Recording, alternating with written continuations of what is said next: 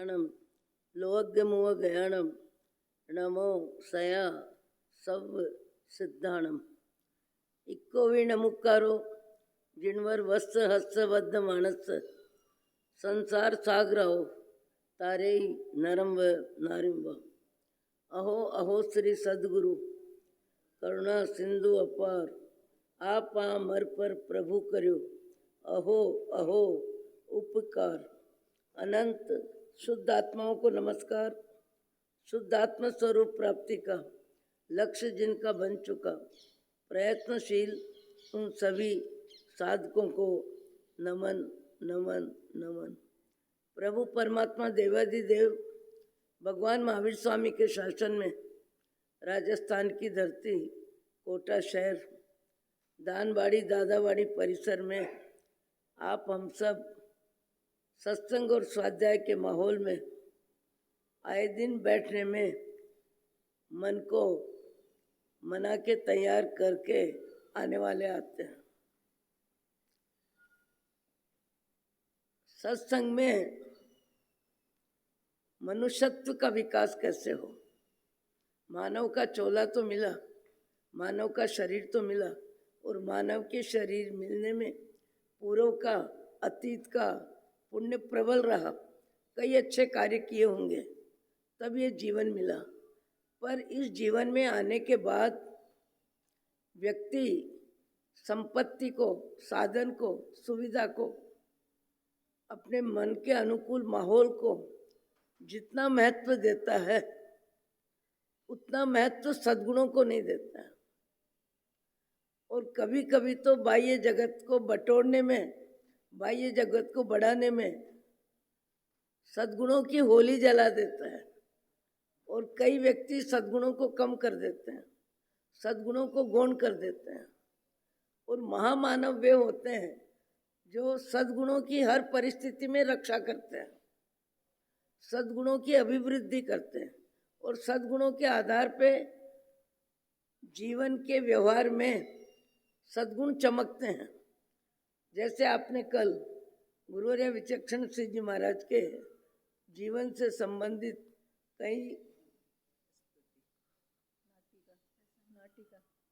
कई जीवन के संस्मरण सुने।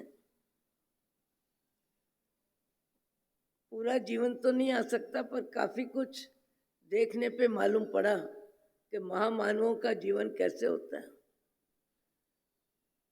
उसी संदर्भ में एक संस्मरण और याद दिलाती हूँ मैं।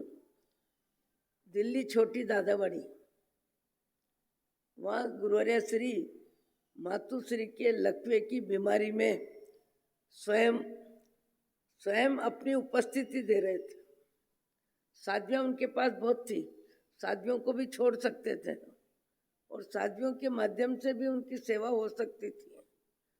पर उनको इस बात का एहसास था कि बचपन में 10 वर्ष की उम्र में दादाजी अति में विरोध कर रहे थे, उसके बाद भी माँ ने मुझे साध्वी जीवन जीने में पूरी तरह सहयोग दिया, और इतना सहयोग दिया कि स्वयं साध्वी बन के मेरा रास्ता साफ किया। उनको लकवा होने पर वो स्वयं छोटी दादावाड़ी में 2 बरस लगभग रहे। 2 बरस में अपनी आत्मा का भी खूब ध्यान रखा, और साध्वी जी का भी शारीरिक व्यवस्था में जरूरी ध्यान रखा। वो जानते थे कि साध्वियाँ भी सेवा कर देगी, पर उनको ये लगता था कि इनको मन संतोष जितना मेरे से होगा उतना संतोष दूसरों से नहीं होगा।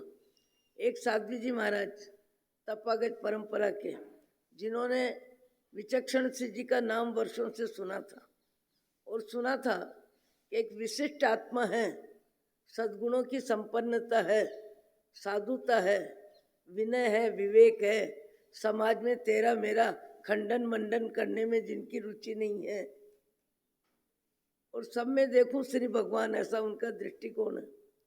वो उनसे मिलने के लिए छोटी दादावाड़ी कहाँ से विहार करते करते दिल्ली आए और दिल्ली आने के बाद विचक्षण श्री जी महाराज जैसी महान साध्वी के मुझे दर्शन करना है, वो उनके दर्शन के लिए छोटी दादा बड़ी आते हैं।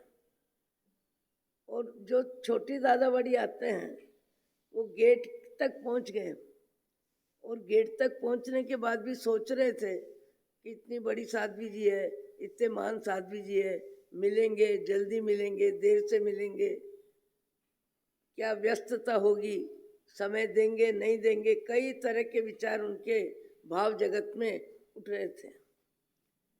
जैसे ही गुरुदेव विचक्षण सिद्ध जी महाराज को मालूम पड़ा कि साध्वी जी महाराज मेरे से मिलने आ रहे हैं, करीब 150 फुट दूरी पे गेट के भीतर वो प्रवेश करते, उससे पहले स्वयं अपने आसन से उठ के और उनसे मिलने के लिए चलना चालू कर दिया। और चलना चालू कर दिया, वहाँ पहुँचे जैसे ही वो साध्वी जी आश्चर्यचकित हो गए। मैं जिनके बारे में क्या क्या विचार कर रही हूँ और वो साध्वी जी महाराज मिलेंगे या नहीं मिलेंगे, कब मिलेंगे, जल्दी मिलेंगे, देर से मिलेंगे, और वो साध्वी जी महाराज मेरे से मिलने के लिए गेट तक आ गए, गेट तक आ गए। उनको आश्चर्य हुआ और गेट तक आके मत्थेण मंदामी करी। 40वां वर्ष तब था। उनकी साता पूछी, उनको लेके स्वयं अपनी जगह पहुँचे। याद रखो, जो महामानव होते हैं उनको उनकी महानता उनके व्यवहार में होती है, उनके आचरण में होती है। उनकी महानता के दर्शन मिलने वाले करते हैं, देखने वाले करते हैं, समझने वाले करते हैं, पर महान व्यक्तियों को अपनी महानता का एहसास होता नहीं है। महानता का एहसास नहीं होता है। महानता का एहसास किसको होता है? जो बाह्य आत्मा है, जो शरीर को ही सब कुछ मानते हैं, जो पैसे के आधार पे ही अपना व्यक्तित्व का विकास मानते हैं, बाह्य जगत में ही जीते हैं। शारीरिक सुंदरता, पैसे की अधिकता और कई प्रकार के जीवन को प्रसिद्धि दिलाने वाले कार्यक्रम होते हैं, उसके आधार पे व्यक्ति अपने को ऊंचा मानता है। पर महामानव वे होते हैं जिनमें लघुता होती है, जिनमें सरलता होती है, जिनमें विनम्रता होती है, जिनके गुणों की व्याख्या कोई कितनी भी करे, उनके गुण उनके ध्यान में नहीं होते हैं, उनके गुण उनके ध्यान में नहीं होते हैं। उनको अपनी आयु का अभिमान भी नहीं होता। सामान्य व्यक्ति को अपनी उम्र का भी अभिमान होता है, आयु का अभिमान नहीं होता। वो साध्वी जी महाराज आश्चर्यचकित हो गए तो विचक्षण श्री जी महाराज के दर्शन इस तरह गेट में प्रवेश करते ही मुझे हो गए और हाथ पकड़ के उनको अपनी जगह तक ले आए। और लाने के बाद कहते हैं, अरे 40 वर्ष से आपका वर्षितप है, आप महान तपस्वी हैं। और महान तपस्वी साध्वी जी के मुझे आज दर्शन हो गए। और तत्काल अपनी कुछ उस दिनों ही ओढ़ी होगी, नई कमली होगी, बहुत महंगी तो ओढ़ते नहीं थे, पर जो भी होगी उस कमली को, नई कमली को उनको ओढ़ाते हैं और कहते हैं आप ये कमली ओढ़ो सम्मान में। और उनके वो कहने लगे 2 कमली का मैं क्या करूँगी, मेरे पास कमली है, मैं दूसरी कमली लेके क्या करूँगी, मुझे दूसरी कमली नहीं चाहिए। गुरुदेव विचक्षण श्री जी महाराज उनकी कमली स्वयं कहते हैं, लो आपकी कमली मैं लेती हूँ, मेरी कमली आप ले लो। बोले इतनी मैली कुचैली कमली है मेरी, लंबे समय से मैं ओढ़ रही हूँ और आप जैसी महान साध्वी कहती हैं मैं ओढ़ लूँ, आप मेरी ओढ़ो मैं आपकी ओढ़ूँ। वो कहने लगे महाराज साहब क्या कर रहे हो, क्या कर रहे हो, मेरी मैली कुचैली कमली है। विचक्षण श्री जी महाराज उस समय कहते हैं, ये मैली कुचैली कमली नहीं है, इसमें साधना के, जाप के, तप के परमाणु हैं। और तप के परमाणु हैं, वर्षों से आप तपस्वी हैं और आप इतना तप कर रही हैं। महान व्यक्ति को दूसरों के गुणों में प्रसन्नता होती है, दूसरों के गुण बोलने में खुशी होती है, दूसरों के गुण स्वीकारने में उनको प्रसन्नता होती है और दूसरे के गुणों की प्रशंसा करने में उनकी जिह्वा हिलती है। ये महामानवों का नेचर होता है। महामानव आकृति से नहीं होते, महामानव प्रकृति से होते हैं।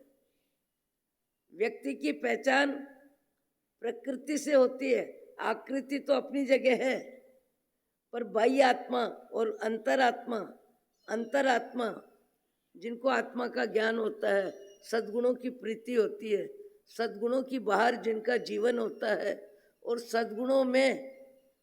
सद्गुणों में जो दूसरों को ज़्यादा में ज़्यादा सम्मान देते हैं।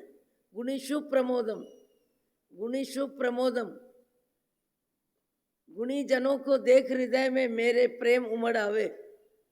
ये अपन क्या बोलते हैं, मेरी भावना में ये वाक्य आता है, गुणी जनों को देख हृदय में मेरे प्रेम उमड़ आवे। सामान्य व्यक्ति का प्रेम कोई सत्ता में आ जाए, कोई संपत्ति में आ जाए, कोई सुंदरता में आ जाए, कोई पद अधिक हो, कोई राजकीय नेता हो और आपके यहाँ कार्यक्रम में आ जाए तो 10 व्यक्तियों का ध्यान जाता है, अरे ये आ गए। फिर भले वो रात्रि भोजन करते हैं, कंदमूल खाते हैं, शराब पीते हैं, बियर पीते हैं कि मांसाहार करते हैं, ऐसे भी व्यक्ति आ सकते हैं। पर उस समय व्यक्ति को पद और पैसे का महत्व इतना समझ में आता है कि तत्काल उठ के प्रणाम करता है। शिष्टाचार के नाते करना अलग चीज है, पर उस व्यक्ति के पद और पैसे को लेके जो बहुमान आता है, महान व्यक्तियों को संपत्ति महत्वपूर्ण नहीं लगती, सद्गुण महत्वपूर्ण लगते हैं। सद्गुणों की कीमत करना, मित्रता की कीमत करना, मैत्री भाव जीवन में ज़्यादा विकसित होना, यही जीवन है। देवगति में कोई साधना नहीं है ऐसी, परमात्मा भक्ति का निमित्त है। न सामायिक है, न पोषद है, न नौकारसी है, न पचक्खान है, न एकासन है, न अम्बिल है, न उपवास है। उनकी जरूरत महसूस होते के साथ अपने आप पूरी हो जाती है। और पशु गति में तो अपन देखते हैं, और नर गति का तो नाम न ले तो ज़्यादा अच्छा है। सारे अच्छे कार्यों के लिए मात्र हमारे को मौका मिला है मनुष्य जीवन, पर मनुष्य जीवन में जब तक व्यक्ति को सद्गुणों की संपन्नता नहीं होती है, सद्गुणों की कीमत नहीं होती है, सद्गुण अधिक नहीं लगते हैं, वहाँ तक व्यक्ति बाह्य जगत को बटोरने में, बाह्य जगत को बढ़ाने में, बाह्य जगत को देखने में, बाह्य जगत को दिखाने में सद्गुणों की संपत्ति लुटा देता है। सामान्य व्यक्ति सद्गुणों की संपत्ति लुटा देता है, सत्य को छोड़ देगा झूठ बोलने के लिए, अचौर्य को छोड़ देगा चोरी करने में। किसी भी निमित्त को लेके जहाँ व्यक्ति को परिग्रह राग में सफलता मिलती है, वहाँ व्यक्ति कई सद्गुणों को लुटा देता है, कई सद्गुणों को छोड़ देता है। क्योंकि बाह्य जगत में व्यक्ति के जीवन में जो मिलता है, बाह्य जगत में जो मिलता है, बाह्य जगत में उसी की कीमत है, उसी को महत्व देता है, और उसी को बढ़ाने के लिए 8-10 घंटे लगातार परिश्रम करता है। ऐसे व्यक्ति देखने को मिलते हैं जिनके पास 500 करोड़ का परिग्रह है, 100 करोड़ का परिग्रह है, 200 करोड़ का परिग्रह है, उसके बाद भी 10 घंटे व्यवसाय में देते हैं। क्यों देते हैं? इच्छा का विस्तार, परिग्रह, रुचि, उसी के आधार पे अपनी इमेज बनती है। सामान्य व्यक्ति क्या करेगा? सामान्य व्यक्ति बाह्य जगत के आधार पर ही बाह्य जगत को महत्व देता है और बाह्य जगत से महत्व लेता है। सामान्य व्यक्ति और विशेष व्यक्ति में बहुत बड़ा अंतर होता है, बहुत बड़ा अंतर होता है। विशेष सद्गुण जिनमें होते हैं वो बाह्य जगत में रहते हैं, बाह्य जगत में दिखते हैं, बाह्य जगत उनके भीतर में महत्व नहीं रखता है। और सामान्य व्यक्ति के जीवन में बाह्य जगत ही महत्वपूर्ण होता है। एक ऐसे व्यक्ति जिनके पास संपत्ति है, साधन है, सुविधा है और मनुष्य भव का अवसर भी है, पर उस व्यक्ति को खाने में, पीने में, कपड़े बदलने में, रहन सहन में पैसे कोई महत्व दे रहा है, सुंदरता कोई महत्व दे रहा है, अपनी इच्छा कोई महत्व दे रहा है, खाने को, पीने को, पहनने को, बदलने को, सबको महत्व दे रहा है। और इतना महत्व देता है कि भगवान के भजन में भी रुचि नहीं है, शास्त्र स्वाध्याय में भी रुचि नहीं है, सज्जनों की संगति में भी रुचि नहीं है। जो मिला, जितना मिला, उसकी आसक्ति में उसका जीवन जा रहा है। जो मिला उसकी आसक्ति में ही जीवन जा रहा है और चाहिए कि अभिलाषा में ही जीवन जा रहा है। और 18 पापस्थान में कितने पापस्थानों का सेवन किया इसका अनुमान भी नहीं लगता, अनुमान भी नहीं लगाता, विचार भी नहीं करता। और ये भी विचार नहीं आता कि पाप मुझे कहाँ ले जाएगा, कौन सी गति में ले जाएगा, पशु गति में। और पशु गति में कितना व्यापक पशु गति का क्षेत्र है। पर व्यक्ति को सब विचार आते हैं। ज्ञानी भगवंत कहते हैं अपनी दया नहीं आती। मैं कहाँ से आया हूँ, मुझे कहाँ जाना है, यहाँ कुछ समय से हूँ, कुछ समय के लिए हूँ, ये बात भी दिल दिमाग में दिन में 10 बार भी आती है कि मैं मनुष्य शरीर में कुछ समय से हूँ और कुछ समय के लिए हूँ। जितना समय मनुष्य शरीर में निकला उसकी तो मुझे जानकारी है, पर मेरे पास मनुष्य शरीर में रहने के लिए कितना समय है इसकी जानकारी किसी को नहीं है, किसी को नहीं। अभी बता रहे थे भाई साहब कि मेरे बड़े भाई साहब विदेश घूमने को गए और भाभी जी बीमार हो गए, विदेश में अस्पताल में है। भाई साहब गए घूमने और असाता वेदनी का उदय आ गया और विदेश में अस्पताल में है। परिस्थिति कब बदलती है, कितनी बदलती है, कैसी बदलती है, जीवन में असाता का उदय कब आता है, धन हानि का योग कब बनता है, स्वास्थ्य में प्रतिकूलता कब आती है, व्यक्ति को हकीकत में जानकारी कुछ भी नहीं होती है। एक ऐसा व्यक्ति जो बाह्य जगत में ही व्यस्त है, बाह्य जगत में मस्त है और अहिंसा हिंसा कोई विचार नहीं है, खाना पीना पहनना ओढ़ना बार बार तृष्णा से तृप्ति नहीं हो रहा है, तृष्णा ही जीवन है। और इतनी ज़्यादा इंद्रियों की अधीनता, सुगंध और दुर्गंध,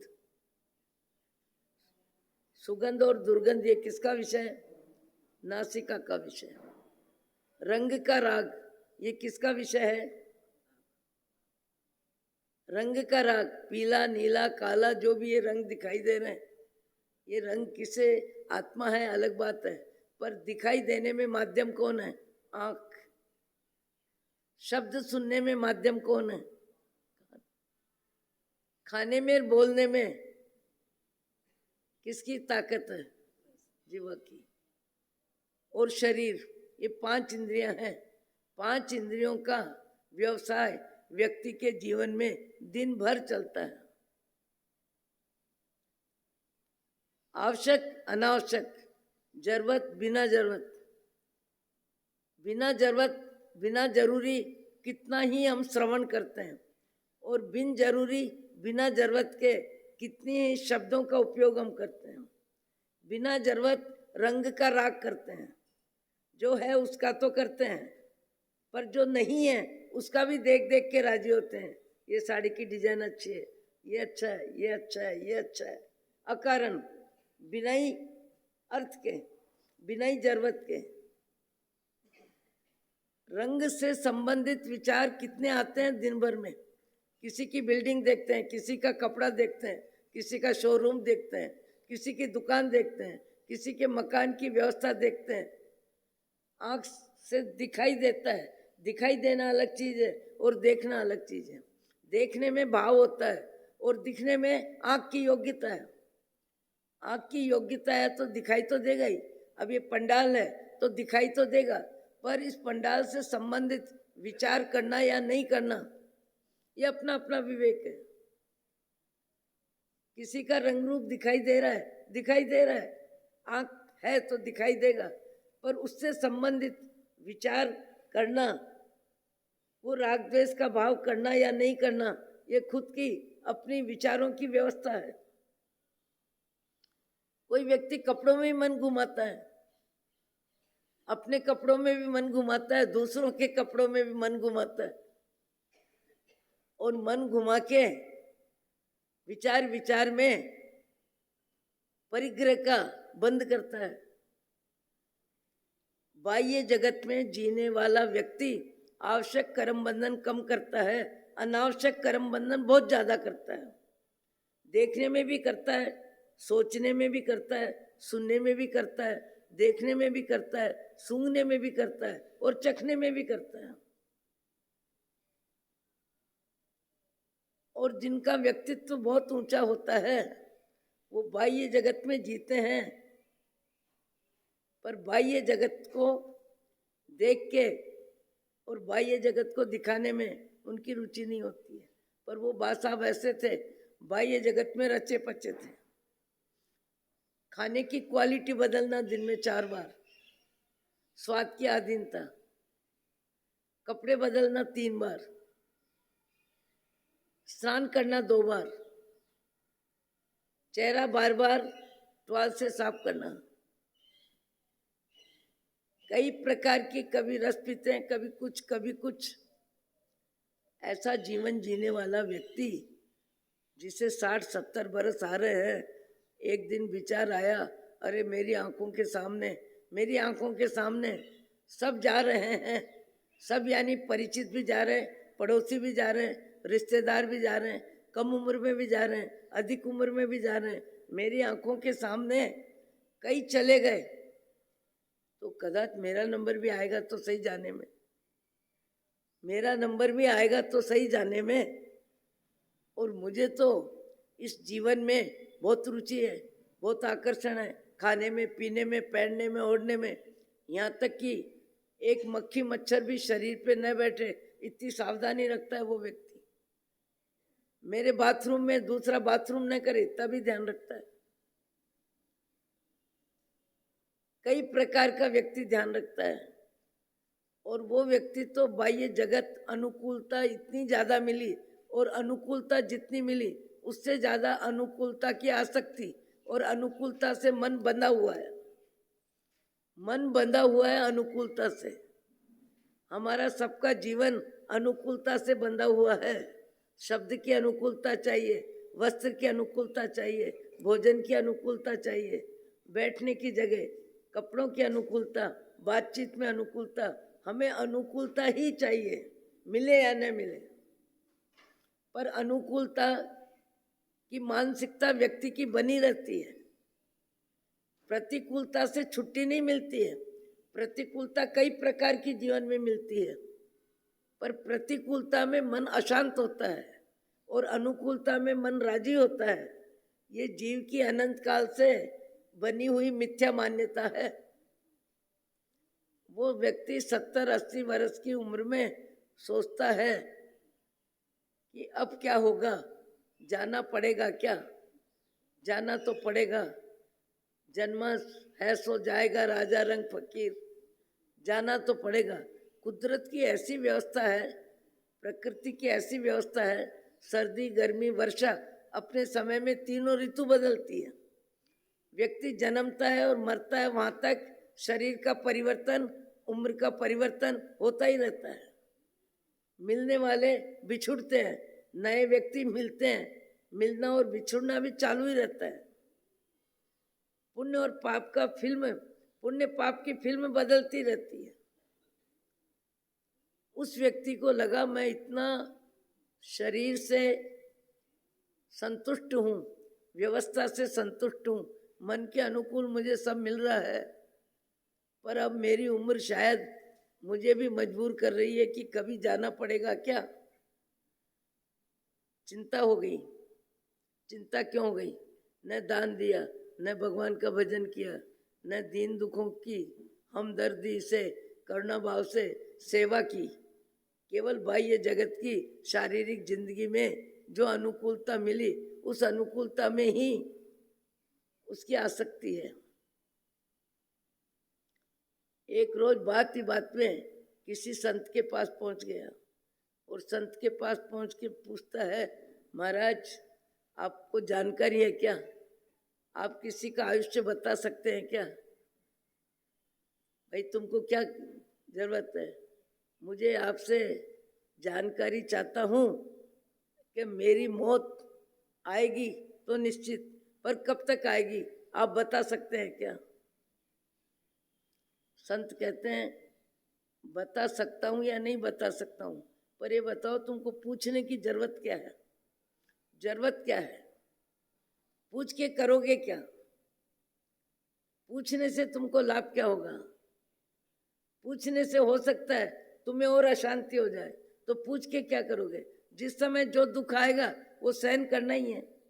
तो पहले से चिंता करके विचारों में 4 महीने 6 महीने 1-2 बरस पहले की बात सुन के मन को अशांत करके क्या मिलेगा? मन को अशांत करके क्या मिलेगा? जिस समय जो परिस्थिति आएगी आएगी, और उस समय उस परिस्थिति को जीव स्वीकार भी करता है। बीमारी आती है तो स्वीकार ही करता है, गरीबी आती है तो स्वीकार ही करता है, मौत आती है तो स्वीकार ही करता है। स्वीकार किए बिना करता क्या है? संत ने इस तरह व्यवस्था शब्दों की दी कि तुमको पूछने से कोई लाभ नहीं है। तुम बाह्य जगत में, शारीरिक जिंदगी में, सुखी की अभिलाषा में, इंद्रिय विषयों में, रसना वासना में तुम्हारा जीवन जितना व्यस्त रहा, जिस तरह व्यस्त रहा, तुम नहीं पूछो उसी में तुम्हारा भला है। सब तो बंद है, 1-2 चालू है। खैर कबूतर निकल गया नीचे से। तुम नहीं पूछो इसी में तुम्हारा भला है,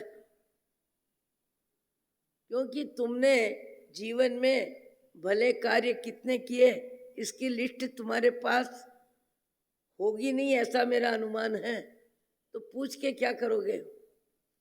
और जिज्ञासा बढ़ गई, और इतनी जिज्ञासा बढ़ गई कि हर हालत आपको बताना ही होगा। फिर संत कहते हैं, पूछने में लाभ नहीं है, बताने में तुम्हारी अशांति बढ़ेगी, बताने में तुम्हारा मन आकुल व्याकुल होगा। महाराज बताना ही पड़ेगा, मैं तो उठूंगा ही नहीं। महाराज कहते हैं, मैं असत्य बोलता नहीं हूँ, मुझे सत्य बोलना पड़ेगा, और सत्य तुम्हारे को सुनना बहुत भारी पड़ेगा, इसलिए मैं न बोलूं, उसी में सार है। और जिज्ञासा बढ़ती जा रही है, और जिज्ञासा बढ़ती जा रही है, और जिज्ञासा बढ़ते बढ़ते आखिर मुनि जी को बोलना पड़ा, संत को बोलना पड़ा कि तुम्हारा अब इस शरीर में रहने का समय लगभग समाप्त है। इस शरीर में रहने का तुम्हारा लगभग समय समाप्त है, और जो फिल्म तुम्हारी आंखों के सामने, खाने में, पीने में, रहन सहन में जो भी व्यवस्था है, गति बदलने पर सब छूटने वाला है। क्या छूटेगा?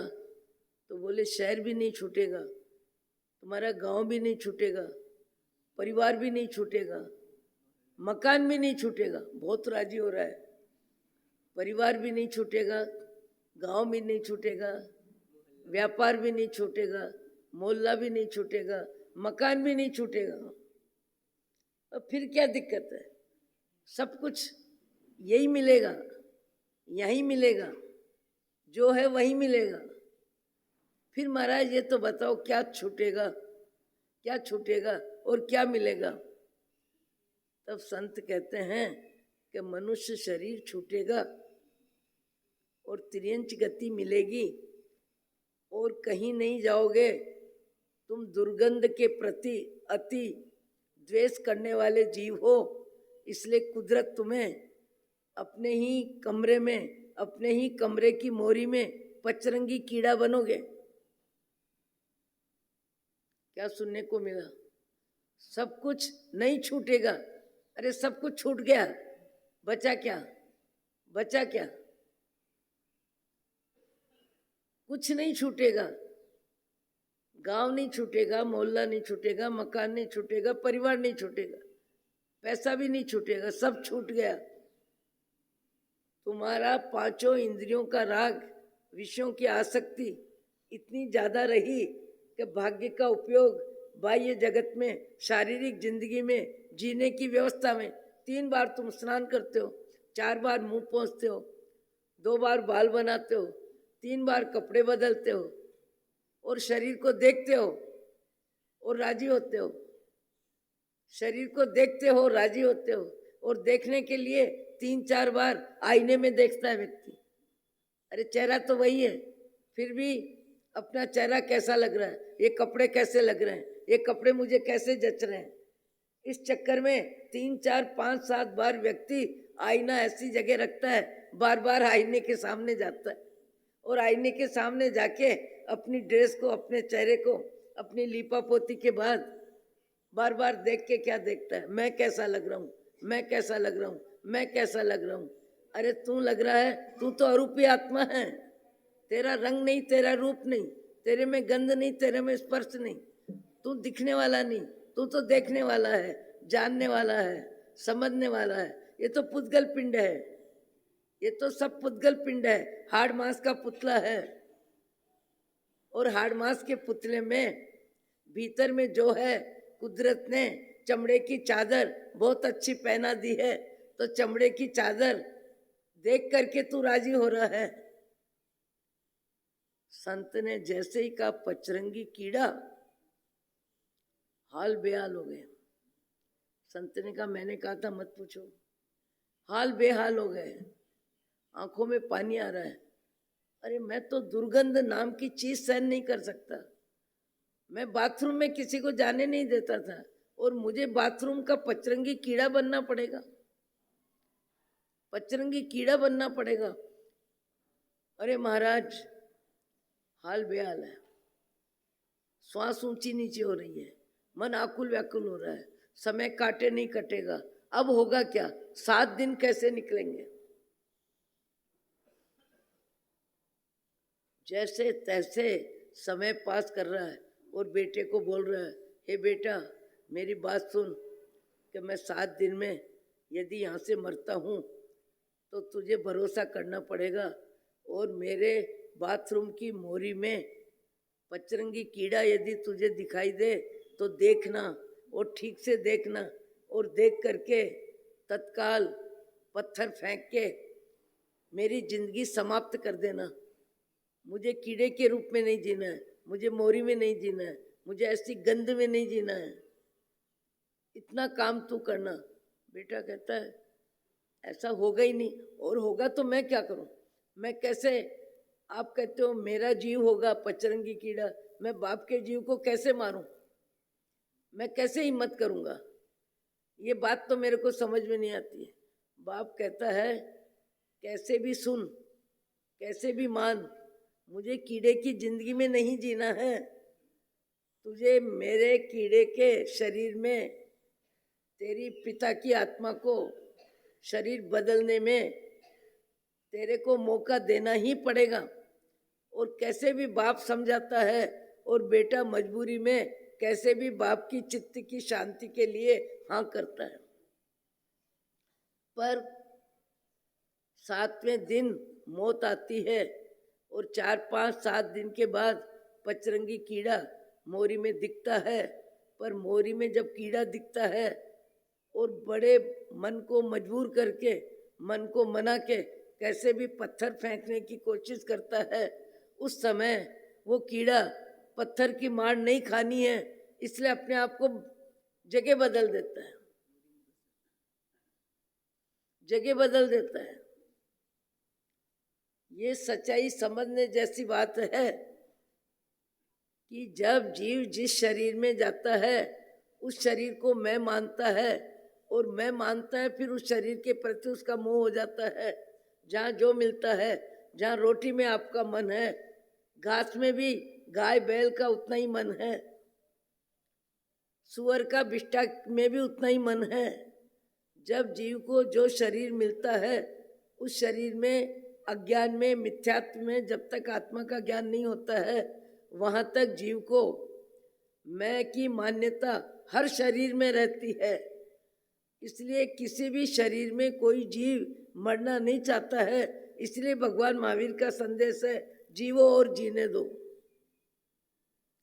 जीवो और जीने दो, किसी की जिंदगी में दखल मत करो। गति बदलने के बाद जीव को मैं कहाँ से आया हूँ ये भी याद नहीं रहता, क्या छोड़ के आया हूँ ये भी याद नहीं रहता, और जो मिला है जैसा मिला है उसमें उसकी मैं बुद्धि हो जाती है, और मैं बुद्धि होने से उसी शरीर में वो जीना चाहता है। अभी जैसे यहाँ पे क्या है, वो खास पक्षी मोर ने बच्चे को जन्म दिया है। हम लोग उपाश्रय के पास में वो घूमता है, देखते हैं। बच्चा जन्मा है, एकदम छोटा सा है, बच्चा माँ के साथ साथ घूम रहा है, बच्चा माँ के साथ साथ घूम रहा है, और माँ को बच्चे का ध्यान है, उसकी सुरक्षा का ध्यान है, क्योंकि वहाँ भी आर संज्ञा, भय संज्ञा, मैथुन संज्ञा, परिग्रह संज्ञा, संतान का राग पशु पक्षी को भी होता है, संतान का राग पशु पक्षी को भी होता है। मनुष्य संतान के लिए मकान बनाता है, पक्षी खुले आकाश में उड़ के तिनखले इकट्ठे करके घोंसला बनाते हैं। भाव उनका भी वही है संतान के प्रति, जो मनुष्य के मन में संतान के प्रति भाव है। व्यवस्था बहुत अंतर है, मनुष्य के पास बहुत ऊंची क्वालिटी है, और पक्षी अपनी संतान को छाती पे लेके फिरते हैं। बंदर हम मोहनबाड़ी में रोज देखते थे, जयपुर में पीठ पे लेते हैं, कभी छाती पे लेते हैं। शाम के समय सोचते हैं कि गहरे बादल आ रहे हैं, कहाँ जाके सोना।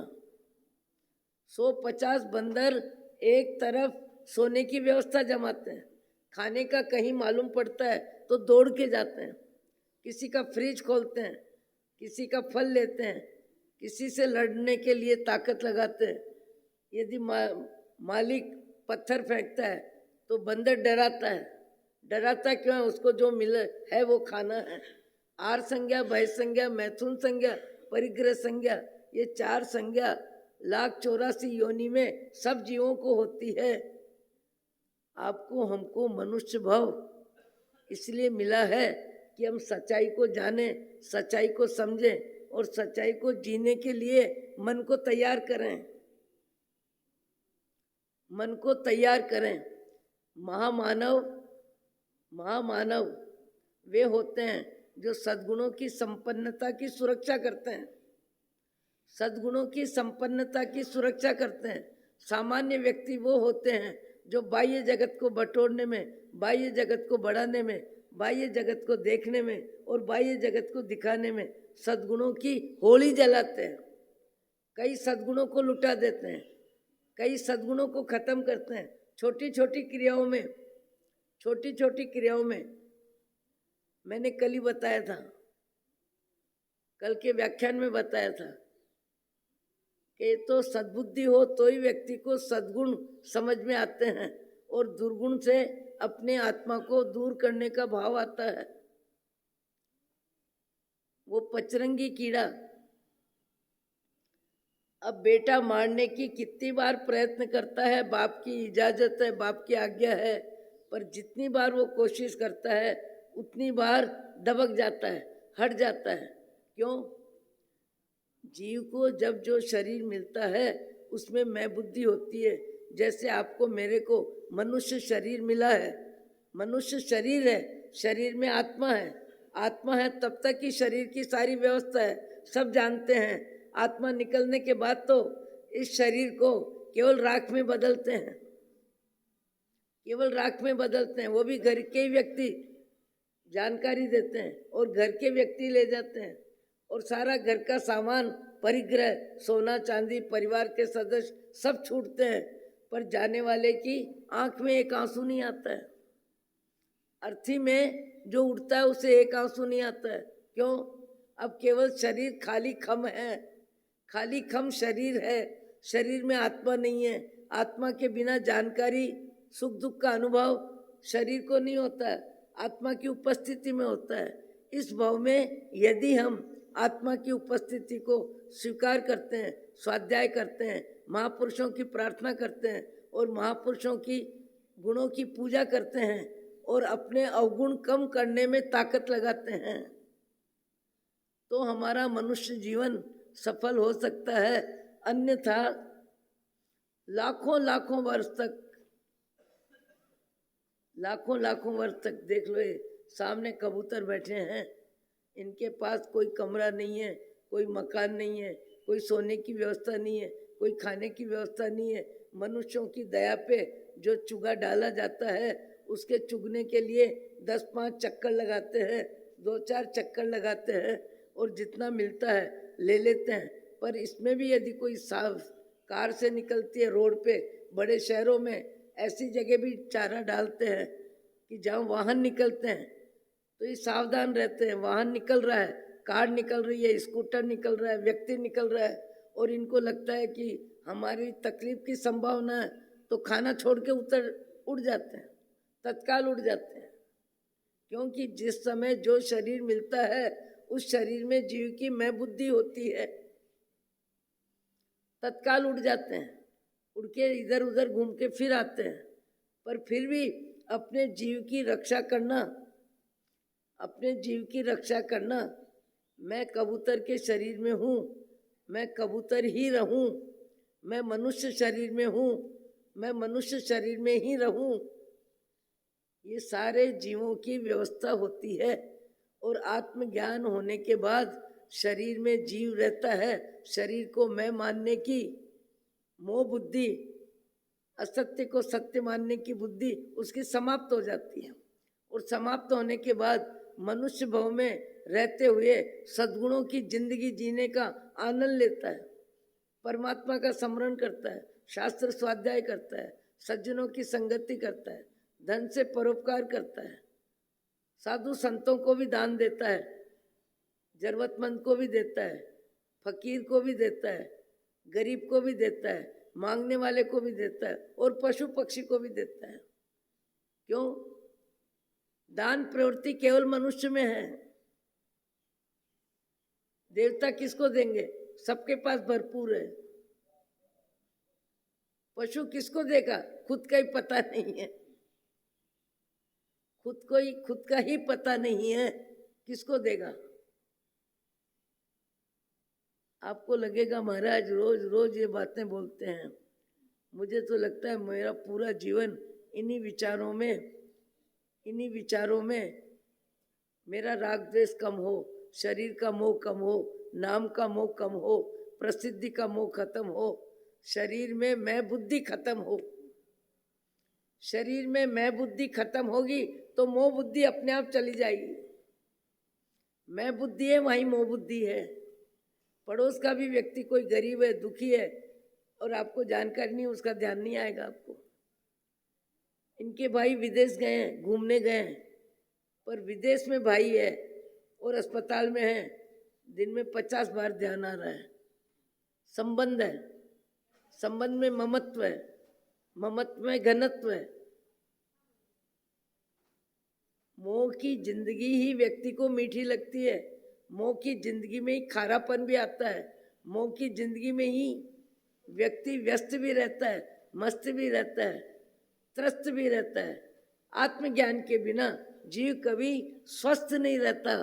अहो अहो श्री सद्गुरु करुणा सिंधु अपार, आपामर पर प्रभु आहो आहो उपकार, जे स्वरूप समझाविना पायो दुख अनंत, समझाव्યું ते पद नमो। श्री सद्गुरु भगवन परम पुरुष प्रभु सद्गुरु, परम ज्ञान सुख धाम, जेहने आप्युं भान निस, तेहने सदा प्रणाम। देह छता જેહની દશા વર્તે દેહાતીત તે જ્ઞાનીના ચરણમાં હો વંદન અગણિત.